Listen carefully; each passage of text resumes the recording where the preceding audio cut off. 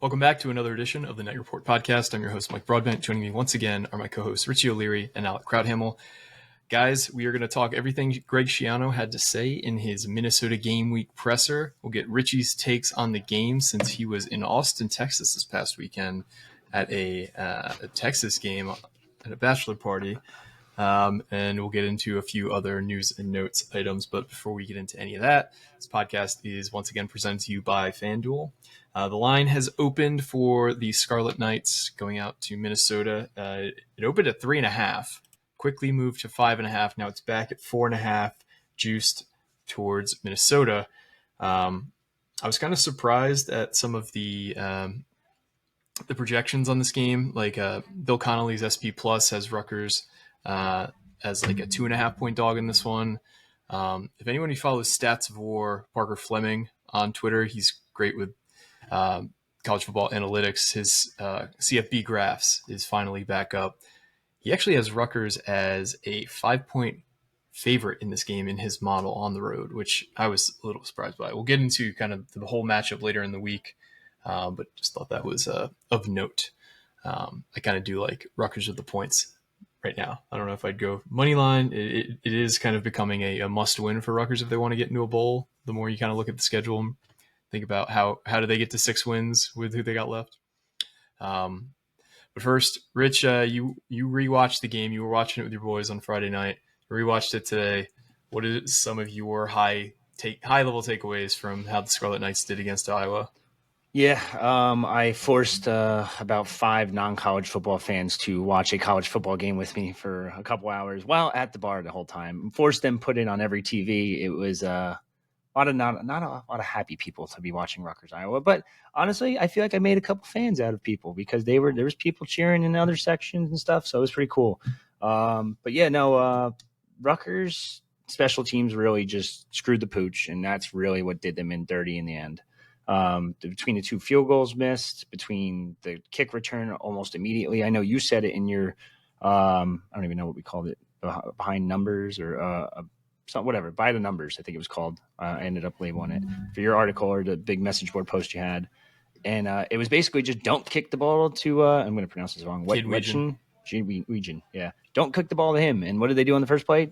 Kick the ball to him. So not even that. Like the special teams right before halftime too. It's like, what the fuck are you doing? Mm-hmm. Jeez. It was rough. God forbid that man stepped like 1 step to the right out of bounds. They have an easy field goal like immediately. Yep. And then it was just so many special teams mishaps. I don't know who you blame for it. Do you blame the special teams coach and Eddie Allen, who's I've always kind of questioned a little bit just because he was fired by UConn before coming to Rutgers and taking over that unit. So it was a little bit weird for a fired UConn coach, but I mean, it's becoming Greg's MO to hire fired coaches because Rob Smith was also fired. Hasn't Greg taken a pretty big role in the special teams, though? Essentially, the de facto coordinator. I know we did last year, but I've noticed more and more this year throughout the games. Like they're going straight. Like Greg used to be involved in those huddles on the sidelines. Now it's more of straight to Eddie Allen, and Jacob Barr, of course, as well. But yeah, I mean, I think special teams did them dirty. I thought the offense was solid. I still think they left a lot out there, and you can blame the refs for some of that. You can blame just kind of out of position, not even out of position, just overthrows from Ethan. There was 2 really big ones that everyone's going to point out between the KJ Duff one and the Kenny Fletcher one.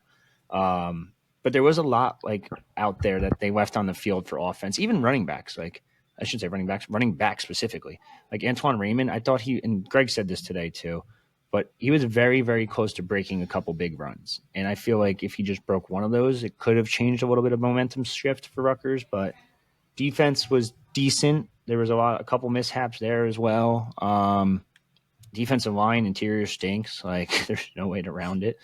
And we just did like a little mini rewatch on top of the rewatch I did this morning, like a couple minutes ago. And their best package is by far that third down package. And I'm at the point where like Zaire Ingoy and Keshawn Griffin are getting bullied so badly that it's like just throw out that third down package as much as you can. Put Jordan Thompson in, who was it? Bradley Weaver on the interior more. Like I know they're not going to hold up for the entire game, but like just try it not on just third down, but try it on second down. Like you need to do something different along that interior because that is just it's disgusting run defense. Like you can't stop a fucking nosebleed. Like I don't really know how else to put it. Linebacker play, of course. Linebackers. Moses Walker went down. I'd be shocked if he plays again anytime soon. Maybe late season if it isn't that bad. But yeah, no, I mean, there's just it's just disappointing to see all that because it feels like they were right there. They were so close. This was within their reach. And then the blocked field goal happens, which I don't even know if that should have happened because, like, they literally used used the center or the right guard, I forget who it was, just to jump up, and he didn't block it, but still, that should be a flag.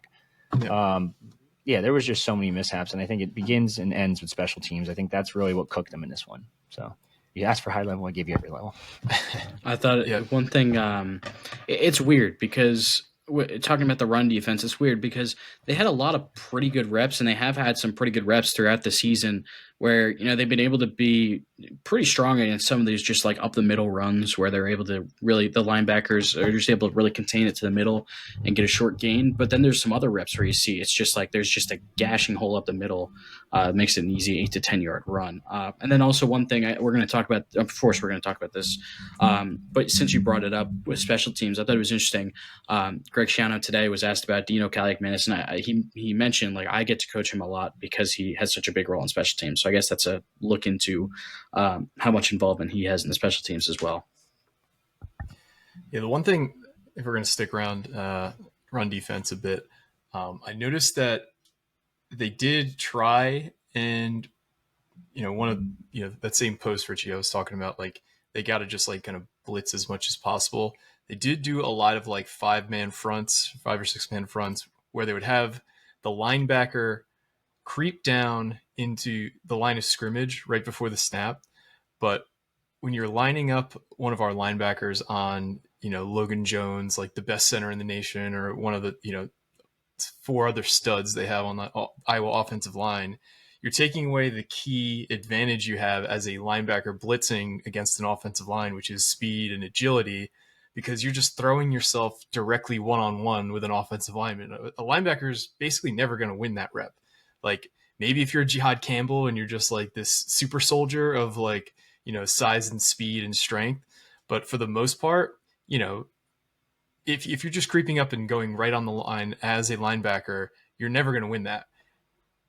Why not just line the guy up 1 or 2 yards beyond the line of scrimmage, and then at snap you have those 2 yards to get that speed to maybe get around the lineman, because otherwise you're just throwing another body at this and you're not actually helping the situation.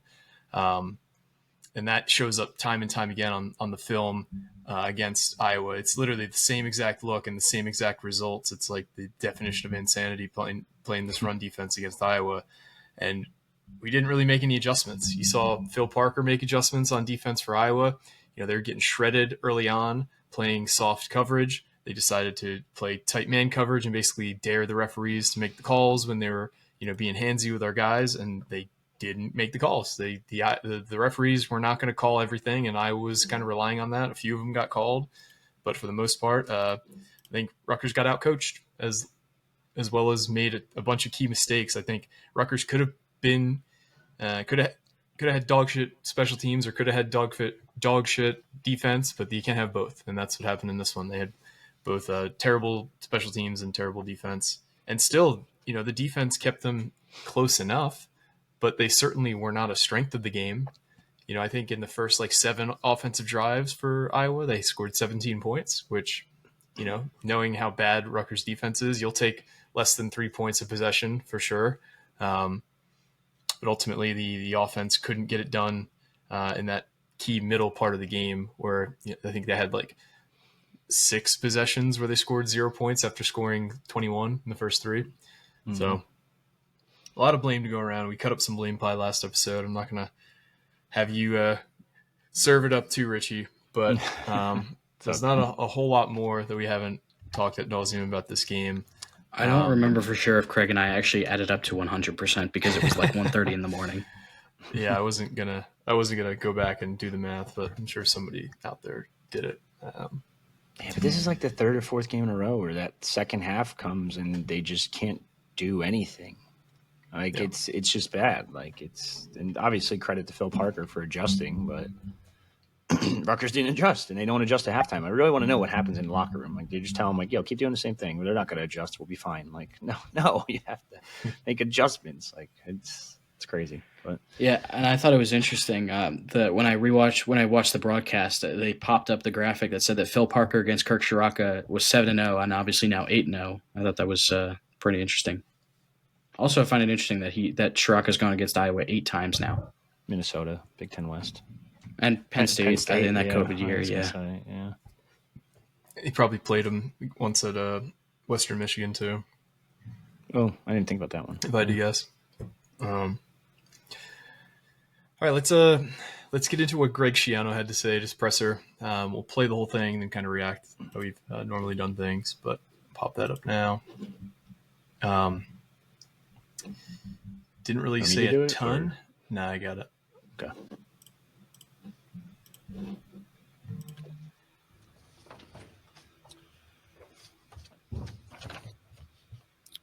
Well, thanks for coming out, guys. Had a good little players had a chance to get away for a day, and then got them back yesterday and got back to work. And all attention is focused on Minnesota. Really well coached football team. PJ does a great job. Very proud of what he does there, and you can see that he's put together a great staff. They're doing a really, really good job. Evolved on offense. Some that it makes it a big challenge. Defensively, the number one defense in the country right now. So we go from playing, one of the top 5 to the top 2 weeks in a row. And special teams very well coached. Bob Luszewski does a great job with their special teams. So going to be a great challenge going on the road for the first time. I enjoy that, getting your team together. It's going to make for a very, very competitive week of practice. We have 74 slots by the Big Ten rules. And welcome to the greatest.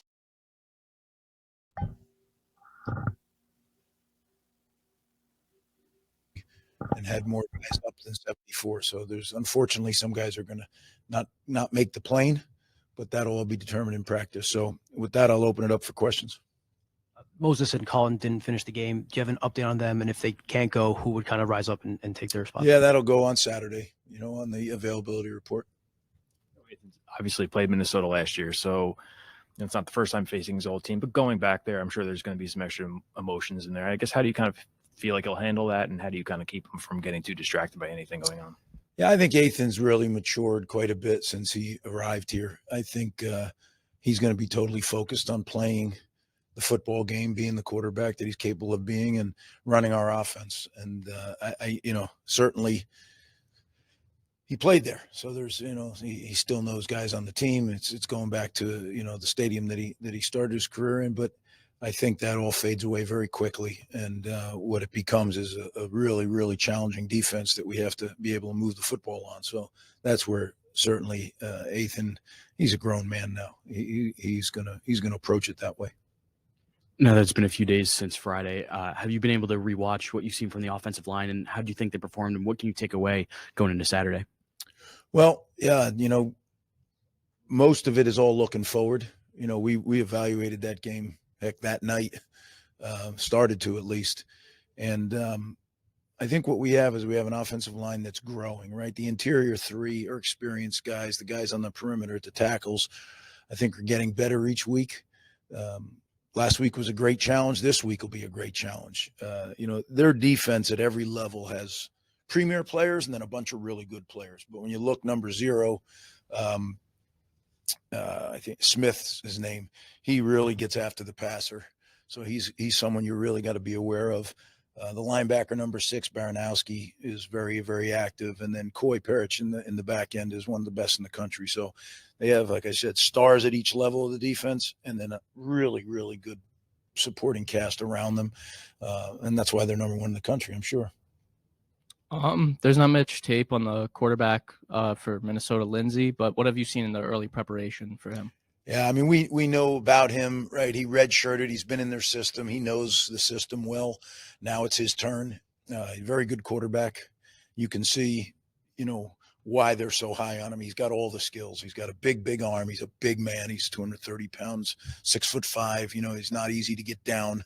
He's able to move in the pocket, and he's a pro-style quarterback, but he really is a strong kid. He's got a strong arm. He seems to really understand what they're doing. It's very much an NFL-style offense. They're under center more now. It reminds me a lot of the NFL teams that, you know, that we study for different things, and certainly well coached. The offensive line is really well coached. The receivers, you know, PJ's a receiver coach by trade, and you know, he does, you know, their receivers always play very well, not only catching the football, but doing all the little things. So it's going to be a challenge, certainly, you know, for us in every way. And then, you know, the running back who was injured, Taylor, they have a stable of running backs, you can see, because, you know, he went down and then another guy come in and another guy goes down, and they've done a very good job of recruiting at the running back position, because they do run the football, and much like we do. And you know, it's going to be a challenge. They got all the pieces. They got it at the skill. The tight end is a national player. You know, he had, I think 8 catches against us last year. So certainly we didn't do a good job defending him, and he's a really good player. I think his name is Gears. So, you know, 86, I think. So yeah, they got good players on all, you know, in all 3 phases. And it's going to be a huge challenge, and going on the road at their place, and they're coming off a bye week. So we certainly have our hands full, but one that we're excited about attacking. You know, guys couldn't wait to get back to work yesterday, and great attitude. You know, it is what it is. We didn't like the outcome, but we got to move forward now. We got to learn from it. We got to move forward. How close could Sam Brown be to potentially being in the mix there? Sam's getting better. You know, he's getting better every week, coming off the surgery. I think, you know, it'll just be one of those things where he feels he's ready to go, and then we'll give it a whirl, you know. Against Iowa, 2.3 yards per carry running the ball. Just how important is that going to be to establish that in this game, and how difficult will that be against this defense? Well, everything's going to be difficult against the defense, but I think you got to look at, you know, each week presents different challenges, different issues, and there's a game plan. You know, we're never going to go into a game and say we have to do this no matter what. You know, we're going to do what the defense gives us the best opportunity to do. And when you have weapons at both the throwing game and in the running game, then you pick which one you want to do, which is going to be more effective. So again, they're the number 1 defense in America. So certainly it's going to be hard to do either. But you know, we'll have a plan. Coach Chirac and his staff will definitely have a plan, and then it's about going and execute, and that's what makes it hard, right? And really, in all 3 phases, the execution is going to be the issue. That's really what it boils down to. I think, Coach, building off that, it seems like the offense has started strong in a lot of these games and tailed off towards the end. How do you keep the momentum of the offense going throughout the game against the number 1? Yeah, it's all about execution. Really, you know, very, very fine line between converting on 3rd down, not converting on popping a run. You know, we were a couple of shoestrings away from popping some runs that, you know, maybe last year come flying out. So who knows? Maybe that happens when we keep growing, keep maturing, keep getting better. But that's what this week of practice is about. We have to improve. We have to improve in all 3 phases. It's about incremental improvement over time. That's all we talk about, is how much better can we get today? And then tomorrow, how much better can we get? And then when you add it all up, you know, then you go play the game and see where you stand. And that's what will happen this week. Excited about doing it, but it's going to be a great challenge. Two-parter on Dino. What has Dino Calicamenis added to this team, and what have you seen from his relationship with Ethan, having spent a lot of time, you know, around them in the past 2 years? Yeah, Dino is a huge part of our team. He's a big-time special teams player for us, provides depth at the wide receiver position. You know, I think you saw when he caught that touchdown against Miami, how excited everybody on the team was for Dino. Everybody loves Dino. And, you know, certainly being the quarterback's brother could be difficult for some, not for him. I mean, he loves his brother. He loves this team. He is all about Rutgers football, and I love coaching him. And I get to coach him a lot because he's involved in a lot of the special teams. So fun guy to be around. You touched a little bit on Coy Parrish. He's only a sophomore. He's playing in all 3 phases of the game. Have you seen someone that young with that versatile of a skill set, and how do you prepare for that? Yeah, he's quite a player. I know they were very excited about him when they landed him as a recruit. And, I think what PJ is trying to do is get the most out of him that he can. So he is in all three phases. He's a returner. He's playing outside, outside of wide out in the offense, and he's certainly playing a huge role in their defense, right? I mean, he's a big reason why they have a number one defense in the country. So, yeah, we know about him. Just because you know doesn't mean you can stop him. But we're going to be aware of where he is, and he's quite a ball hawk. And if you're not careful, he'll go rip it out of the sky. So we got to make sure, the ball is so critical in the success of each and every week. So we put a huge premium on it, and this week will be no different. Again, guys, thanks for covering us. Appreciate you for coming out.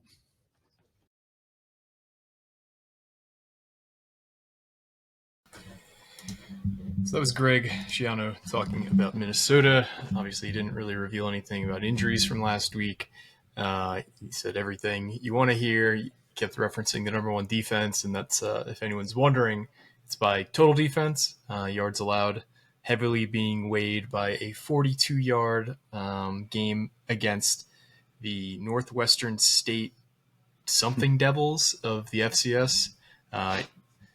Against Cal, their last game, they allowed 340 yards of offense and 27 points. So I think, and their other game was against Buffalo, who is a middle-of-the-pack at best MAC team. So sure, their defensive metrics look great right now, but I wouldn't, if you look under the hood, I don't think Minnesota is, one of the top 10 to 15 defenses in the country. But their numbers do look good. So Schiano obviously praised them, praised the young quarterback in Drake Lindsay, who, he has his moments, but he's also had a lot of his, young moments as well. I think he's completing roughly only about 50% of his passes through 3 games. This is his first year as a starting quarterback. But Alec, what was something that stood out to you that Greg Schiano said in this presser? Kind of just the overall vibe, I guess. I thought it was interesting. He did mention that Minnesota's the number one defense, a bunch of times. And they're also, not only are they number one in total defense, they're allowing 41 rushing yards per game, which is obviously a pretty impressive number, no matter who you play. So I think it's going to be interesting to see how they run the ball. And I thought it was interesting the way he answered the question that he was asked about, getting the run game back on track. It doesn't seem like that's really going to be something that Minnesota is going to give them. I think, knowing Ethan, obviously, I think they're going to make Ethan beat them. I think they're really going to try and sell it and stop the run.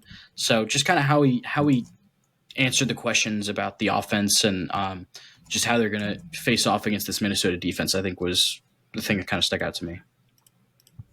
How about you, Richie? Nothing too crazy. I know, we keep talking about this number one defense thing, and I'm kind of going to harp on it a little bit. But like you said, it's a very bad Buffalo team. But that Buffalo team was also in it until the fourth quarter. Technically, it was only 13-10 going into the fourth. So as good as their defense is, I don't know how good their offense is. And I know he complimented Drake Lindsay. I know he mentioned how good the running back room is too at Minnesota. But I don't think anyone will agree with what he said about how they have a guy that can replace Darius Taylor that easy. Like, Darius Taylor is different. Like, if they don't have him, it's a totally different game.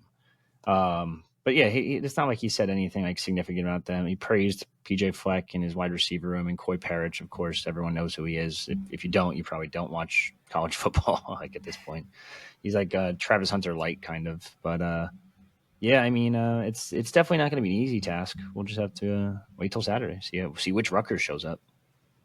I also thought it was interesting. You mentioned Jameson Gears, the tight end.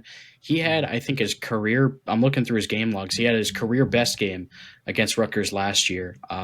He had 8 catches for 73 yards, and he didn't have a touchdown. But that's his best career game so far. So I guess he's still on their mind. So far this season, he does have 2 touchdowns, but he only has 7 catches for 55 yards. I do think this Minnesota passing defense, granted, they've played one really tough game, and it was against Cal when they went up against Jaron Kiawe Sagapula-Tele, and he looked awesome in that game. I threw for 280 yards and 3 touchdowns. So I think there's going to be something there in the passing game. It's just a matter of again, can they hold up like the other question that he was asked? Can they hold up in the second half as defenses are going to adjust and things like that? They also have a first year defensive coordinator as well since Corey Heatherman left. It's his first year. I forget his name. I just searched him up this morning too.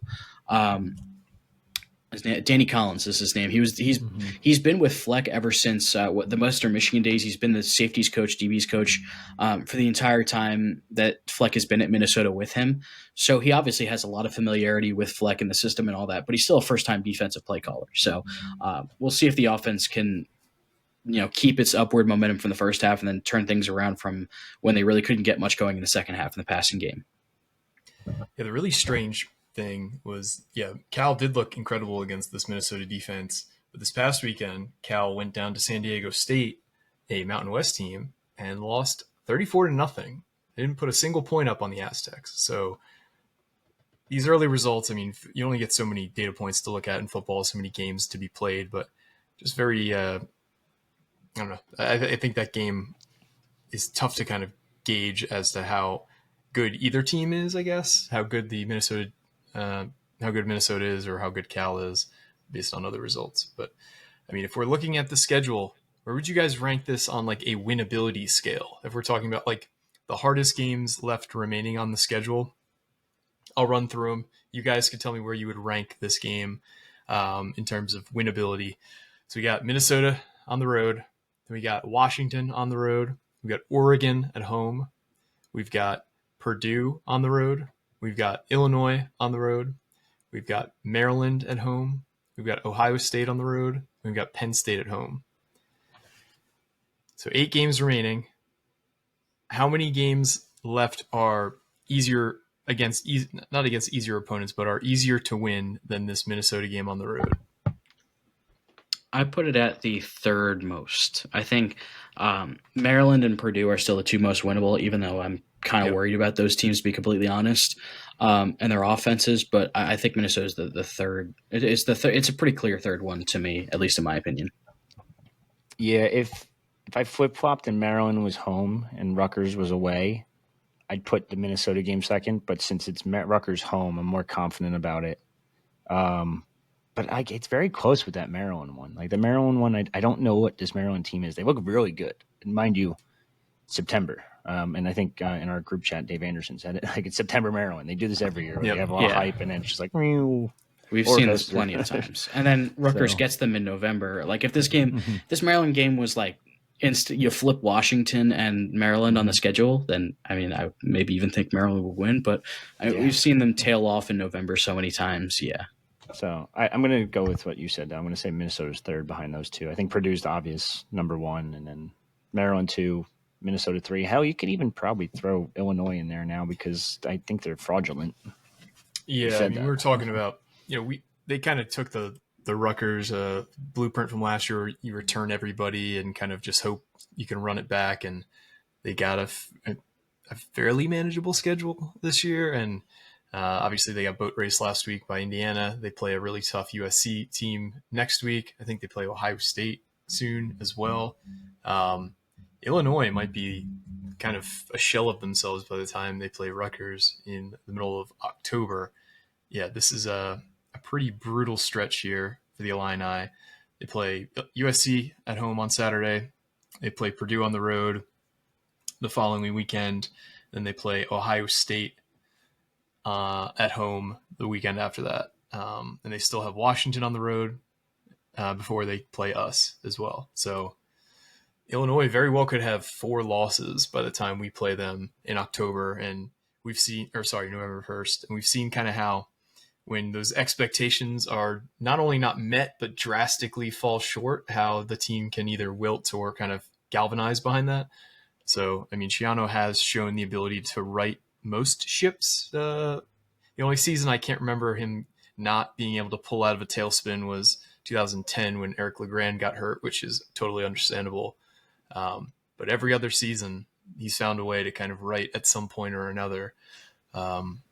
So I agree with you guys. It's probably the third easiest game, but I do think that by the end of the season, Illinois might be an easier game. And that's not to say I think we can beat Illinois on the road, but I don't think they're as good as maybe their ranking even right now would indicate. I don't think they're a top 25 team, but it's kind of all we got here today, guys. Is there anything we didn't touch on that you wanted to talk about before we head out? Do we want to do the same around the Big Ten that we do usually on these Monday podcasts? Oh yeah, let's do that. I mean, we kind of already started it a little bit, but kind of. Yeah. Pseudo. Let's do that. How about we do this? We'll look at it from like a spread perspective on FanDuel and figure out what game we like spread-wise the most at this juncture in the week. So I'm going to pull up the Big Ten schedule this week. We can or I guess we'll go from last week first and then kind of talk about this week. Give me a second here.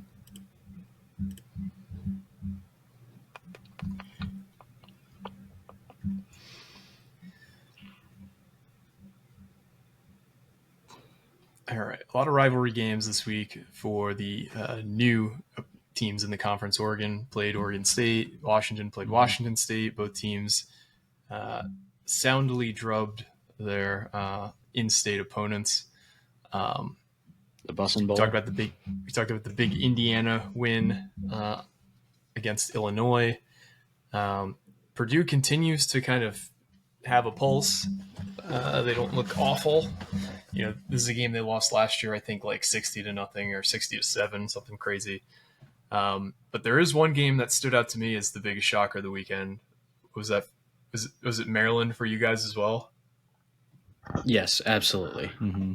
So this was strange because this game opened with Maryland as either a 6.5 or 5.5 or a 6.5 point underdog, quickly jumped to 9.5, went to 10.5. So Maryland at kickoff was a 10.5 point favorite in Madison, and they were winning 20-0 at half.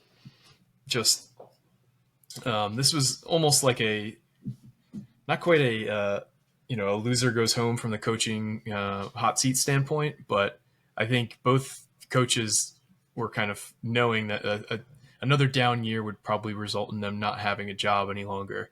And Mike Loxley, pulls the, as you guys mentioned, the September Maryland move and gets a huge win at Camp Randall.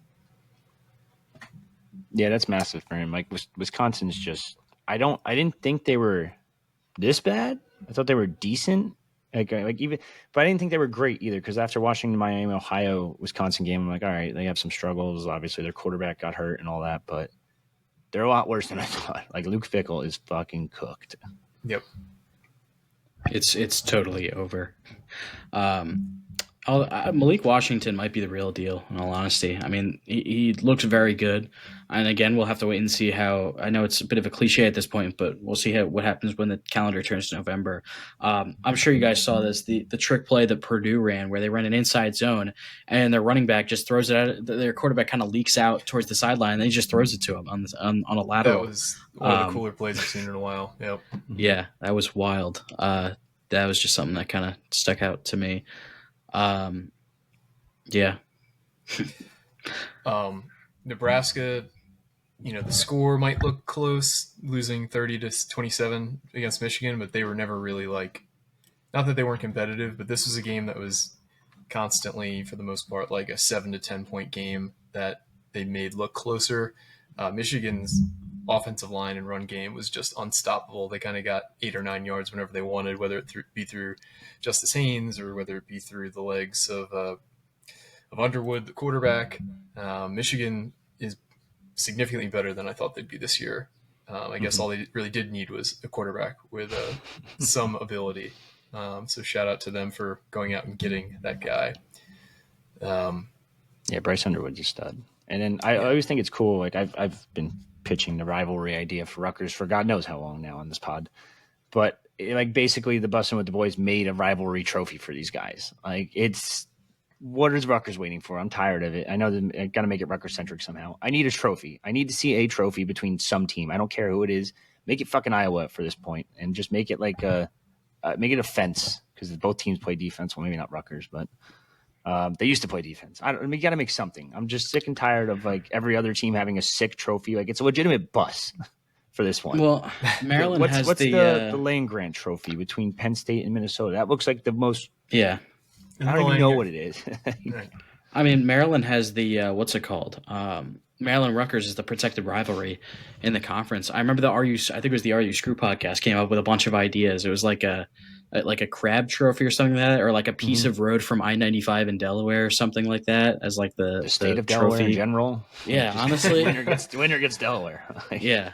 It could just be like the stepdad trophy, like the stepdad or whoever wins gets to take the kid in the divorce. Yeah. Oh my god. Let's see. I was also looking ahead to this week's slate. There's some interesting matchups, and then there's the toilet bowl of all toilet bowls that you can probably see on the screen right now. Oh yeah, I see it. So Yep. some interesting lines on this if we're looking at FanDuel. The two that stood out to me, USC is a 7.5-point favorite right now at Illinois, and I kind of like USC in this matchup. I think USC, if you just look at all their underlying metrics, they are one of the best teams in the nation. I think they're underranked at 21st right now, and their offense in particular is just incredibly efficient. I think I like the over in this one. I think I like USC to cover. The other game that I'm surprised a little bit by, Indiana is an 8.5-point favorite in this night game at Kinnick against the Iowa Hawkeyes. I mean, we saw what our offense was able to do against Iowa, and I think Indiana is, exponentially better than we are on offense. So I think they're going to be able to move the ball at will. And I also think that if you watch the Indiana-Illinois game, Indiana has 7-8 deep on the defensive line who could all rush the passer, who can all play the run game really well. They're going to just dominate this Iowa team, in my opinion. But it's still weird to see an 8.5-point number in the favorite column for the Indiana Hoosiers in a night game against Iowa. There's another game that I'm looking at, Ohio State, Washington. It's in Seattle. 8.5 just seems like too low of a spread for me to take Washington. But I really like the the Huskies' chances to keep this game close. I mean, I've said it before. I am all in on this Washington offense. They picked apart Washington State last week. Damon Williams is, part of his name says it. He is a demon at quarterback. And then you get Denzel Boston, Jonah Coleman. I mean, this offense is legitimate. I don't think they're going to win the game, and I don't feel good enough about the 8.5 number to say they'll cover it. But that game's going to be a real good game. That might be the best game of the entire 3:30 slate. I mean, I haven't looked at the entire 3:30 slate for the country, but that might be the best game of it. I think the only game that compares is LSU at Ole Miss. I just saw that 3:30 window. I'm a little shocked. I mean, no one mentioned the whiteout. Like, this is like kind of make or break time for like James Franklin and crew. I know this is a Rutgers pod, but like if he loses this game, they might run him the fuck out of town. I mean, how many times have we heard that? And then his contract's too what the big. buyout It's not, is there. It's not going to happen. But like, this is their best team. I know they've played stinkers so far between Villanova, Nevada, and FIU, but they have a really good team on paper. Like, everyone keeps putting multiple people in the AP poll yesterday put them as their number one, and they didn't even play. Like, how'd they move up? It doesn't make sense. AP voters, that's a different story. But I think this is a big game for James Franklin. I mean, it's a must win pretty much. I mean, you know better than anyone, Rich. He's going to get his name floated out there for the inevitable Florida opening that, happened. How many times has he been in the running for that job that hasn't opened? He's going to get a contract extension out of it. He can go 10-2 with a CFP appearance, which is likely what's going to happen. And he's still going to get an extension. He's still going to do the same things that piss people off. But it's like, if you're constantly, ranked in the top 12 every year, like he is, and you're constantly, one of the top 3 Big Ten teams, you're going to get into the CFP. And I don't see Penn State fans ultimately having enough sway to get rid of the guy. I think they get pissy with the guy because he can't get over that hump past he's in the top 2-3 teams, but he can't get to that top team. And that's part of the issue. But I also don't think they can do better. Like, I legitimately don't know a coach out there that would be able to take them to that next level. I think he's probably your best bet at the moment. And again, people are going to yell at me for this. It's hard to sell the middle of Pennsylvania when Ohio State's offering, when Alabama's offering. Hey, you want to come in the middle of nowhere and hang out with me and play football for a couple of years? Like, you get there and you're like, what the fuck is this place? Like, I used to go there for games as coverage and be like, "What the fuck is this place?" I've never bought into that though. They've done fine recruiting. They're always the top 10. It's 15. tradition and that, Yeah. but like Well, it also Alabama helped. shits on them. Like Ohio State shits on them. Like there's so many better college towns than that one in my opinion. Austin, who I just went to. Yeah. And I think it was also helped by the fact that they had one of the best coaches in like the history of college football for like 50 years also. Era. Yeah. Yeah. So yeah, that's kind of the look ahead this week. Do you guys have any strong leanings on any of these games? Penn State, I think, is a 3.5-point favorite. Yeah, I'm gonna touch that one. For shits and giggles, I would just bet the under. I don't even know what it is for UCLA Northwestern. Like, the over-under for that one. Yes, so Penn State is a 3.5-point favorite against Oregon. 52.5-point over-under. The UCLA Northwestern game, though, UCLA is a 6.5-point underdog at Northwestern, and the over-under is 45.5. Just for fun, I might bet the under. Just like because I like shitty football. I've been tortured throughout my entire life. Why not keep watching it, right? It's funny. I texted one of my group chats with one of my friends last week. I was like, I feel like less of a man for having watched the Texans-Jaguars game yesterday for that same reason. Yeah. I paid for Wi-Fi on the flight to watch that game, basically. Ouch. Yeah. I was like, oh, shit, nothing else on. I'm going to watch this. Oh, yep, it's bad. Yikes! I think we talked about every game in the Big Ten slate this weekend. Mm-hmm. It actually does look like a very good slate, so should be a good weekend. This is definitely the best slate of the year so far. I got one more thing before we sign off, and this kind of has to do with Rutgers a little bit. So obviously we talked about it. I went to Austin, got to see UT, first ever like UT game. It was pretty sick. Don't get me wrong. They have a boardwalk area. It's like kind of like boardwalk-esque of Rutgers what they do, but it's like a free-for-all like drinking fest and like twice the size of a concert. I think basically though, when you get in the stadium, like the introductions, the walkouts and all that other good stuff, pregame festivities in the stadium, Rutgers is kind of on par with like Texas a little bit. Now, mind you, 102,000 versus 54,000, big difference. But sure, I think in terms of like fireworks stuff, in terms of like the graphics and the video design, the lights going, flickering and all this nonsense, Rutgers is right up there in terms of that stuff. And I think they're in the right state of mind with the boardwalk. And I think they can keep upgrading the boardwalk now. What Texas does with their basically boardwalk, it's like twice the size and twice as much stuff. It's also a free-for-all with drinking. There's giant big screens. Now, Rutgers has that one big screen with the countdown usually. But they're not afraid to put on other games. Like I think Rutgers has to go put on whatever College Game Day is on, or not College Game Day, do Fox, just because BTN, blah, blah, blah. But like they need more screens and more of this and kind of more pizzazz and let people just have like a free-for-all tailgate down Scarlet Night Way. Like I think they're almost there, but like the atmospheres were similar once you get in there. Mind you, again, 102,000, 54,000. But Rutgers is on the way when it comes to little stuff like that. And I will say they've gotten a ton of praise this past weekend for the presentation of the Iowa game. I don't know if you guys know who G-Fed is. He's pretty notable on like social media and stuff. He like goes. He's currently in the 100 stadiums in 100 days challenge or whatever, where he goes to 100 college football stadiums in 100 days. And he made a whole video at Rutgers, and he said he loved the environment and things like that. I haven't watched the whole video yet, but he said on social media and all that how good of an environment it was. So for a guy who is visiting 100 college football stadiums over the next couple months, that's a pretty ringing endorsement, I'll say. Yeah, and for those who might not know who he is, you've probably seen him if you're on social media enough. He's going viral for his walk-on challenge, where basically he goes to college stadiums across the country in the off-season and sees and how NFL, far, by the way. That's NFL. how he got banned from NFL games. Yep. So what he does is he does not like break into anywhere. He just goes to stadiums and sees if there's an unlocked door that he could walk in and see how far he can get throughout the stadium. And I think a lot of these programs, welcome it and maybe coordinate, because I don't remember any that have ended really poorly for him in the videos I've seen. There are a couple. There's a couple where it's like, think there'd be more like arrests and things like that. I think he had an arrest warrant at like Clemson or something like that. I think he also mentioned that he like worked with some of the marketing staff, which for this week at least, which definitely helped made the experience a lot cooler. I actually saw him when I was on the field before the game. He was like a part of like helping lead the horse out or something. It was pretty cool to see.